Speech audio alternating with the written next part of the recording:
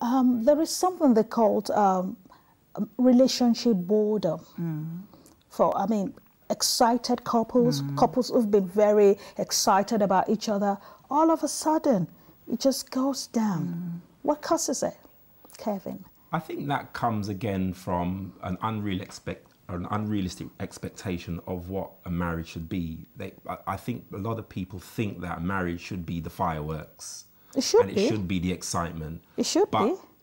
Fireworks is fine if the weather is dry and there's not a lot of wind around and there's not a lot of animals around, because fireworks upset animals. If it's raining, it's going to be a bit of a damp squib firework celebration. So you have to realize that in your marriage, if it's about fireworks, there's going to be days when it's going to rain. So then you got to put the fireworks away and come inside. And what are you then going to do? So you know, if you're focused on the feeling, the excitement, there are going to be times when that is not going to happen. When my wife is pregnant, the emotional and physical excitement and fireworks are simply not going to be there when the baby's crying at 2 o'clock in the morning. So my focus has then got to shift. And sometimes we come into a relationship with the wrong expectations, the wrong focus, fireworks, you know, sexy lingerie, but then you get to 50 and things change. And is she still going to wear them? Things change. We have to change our focus. Just before we go ahead on that, I would love to take you back on your words. What expectations should we take into marriage? Well, for me, we have to realize that it's not, as my wife said, it's not the marriage, it's the relationship. The relationship. You have to focus on the relationship.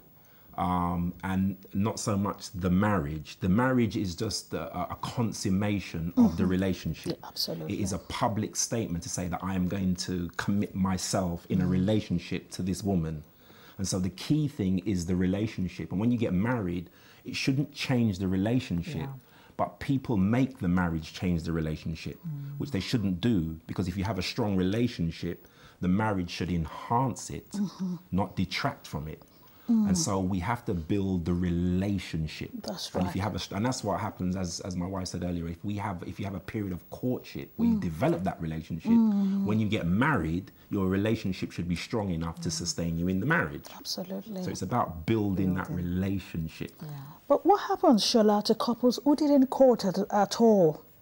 Couples who didn't court at all, and marriage is not fantastic at the moment. What happens to them? What should they do? For sure, there are some cultures that have arranged marriages, so there isn't a period of courtship, there isn't a time of getting to know each other. I think that as long as there is a commitment there, if there is a commitment there from each other to apply everything that is necessary to make the relationship and the marriage work, then it's a starting block. But it's if that commitment is not there. And for those that are in a marriage and didn't have the courtship and are now finding things out about each other which are not pleasant, or which they are wondering if they have got the strength to get through it, then I would suggest getting external outside help and support. Right. Not always from the immediate family either. That's interesting. Not from the immediate family? Not always from the immediate family. I need to know. Because sometimes the views can be biased. My parents want the best for me. Absolutely. And they want the best for him. But they may feel that I'm not suitable. So the advice that they may give him may be biased and may actually not be favourable towards our marriage.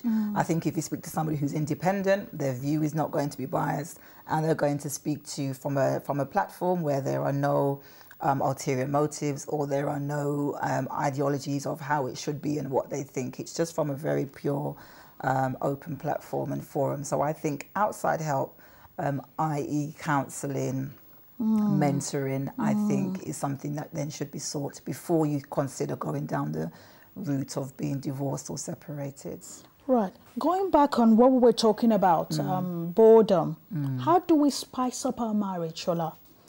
It's difficult. From a man's perspective, it's different from a woman's perspective. I think, for my opinion, a man spicing up is having regular sex and regular coming together. Right. For a woman, it's not quite necessarily the same. A woman probably wants to be wined and dined and entertained and to maybe go out. So it's the spicing up, you have to discuss it between the two of you. What do you think you're lacking? or do I feel that I'm lacking? And then we come together and try and provide each other's needs. But I think we both have to be providing each other's needs.